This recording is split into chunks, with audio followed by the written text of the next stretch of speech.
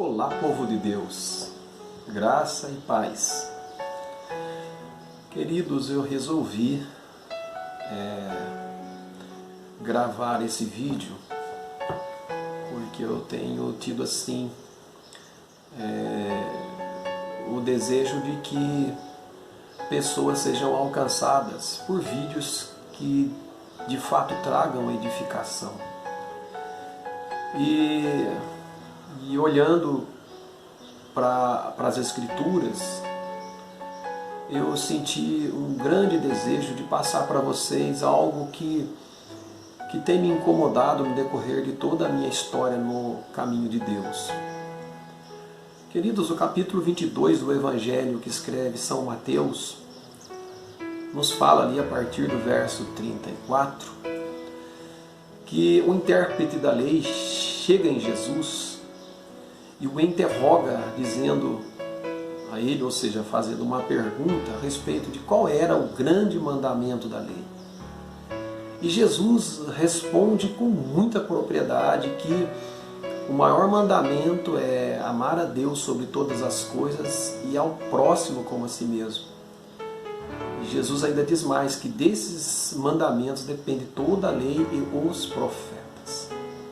Quando eu olho para esse texto da Bíblia, eu tiro assim uma conclusão de que, na verdade, o nosso caminho ele deve ser respaldado pelas linhas da cruz.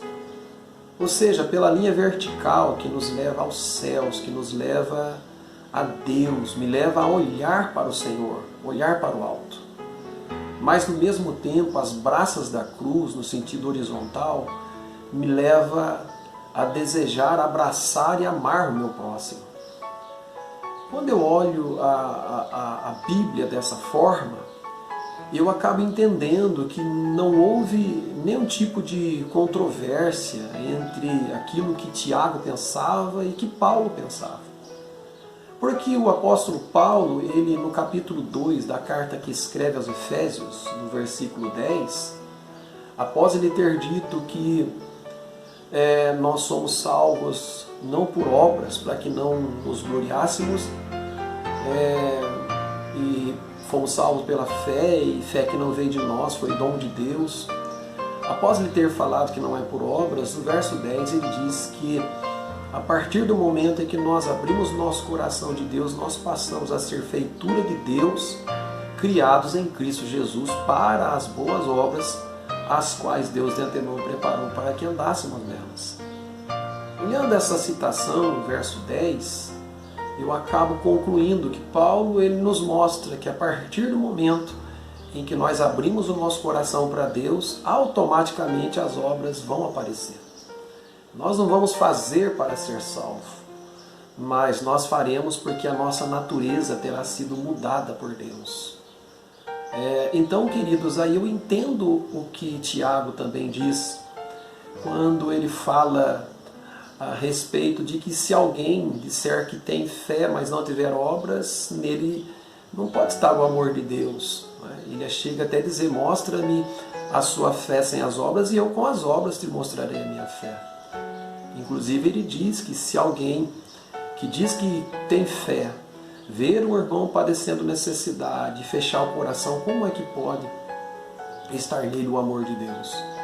Ele repete as mesmas palavras que João também diz na sua primeira epístola, quando João diz que nós não podemos de maneira nenhuma despedir de mãos vazias se nós possuirmos recursos desse mundo, porque aí nós estaremos negando a nossa fé. Então, queridos, eu quero deixar essa mensagem para a sua meditação.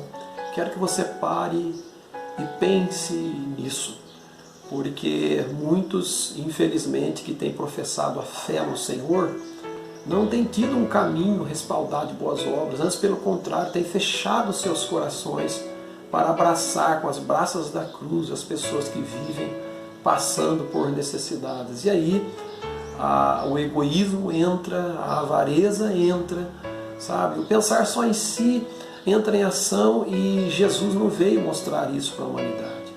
Jesus ele veio para oferecer a sua vida por nós. É um texto conhecidíssimo por todos os cristãos, mostra muito claramente que Deus amou o mundo de tal maneira que deu, que ofereceu o seu Filho Jesus para que todo aquele que nele cresce não perecesse, mas tivesse a vida eterna. Então quem ama a Deus oferece alguma coisa. Quem ama o próximo oferece alguma coisa. Ele não força a situação para oferecer nada, mas ele vive em favor dos outros.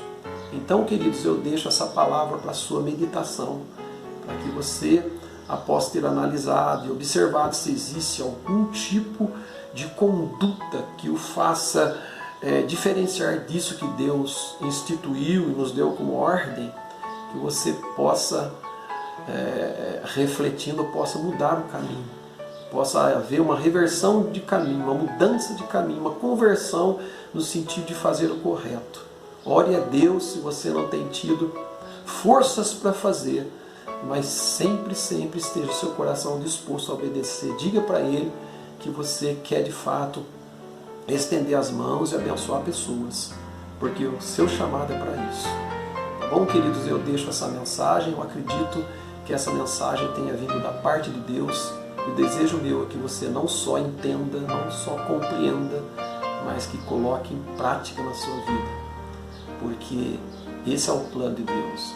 Ouvirmos a palavra, entendermos a palavra e praticarmos a palavra no nome daquele que reina para sempre. Eu te abençoo você, sua casa, e no nome de Jesus, se esse vídeo trouxe edificação para a sua vida, e você passe para frente para que outros possam ser edificados no nome daquele que vive e reina para sempre. Deus o abençoe, em nome de Jesus. Amém. Grande abraço.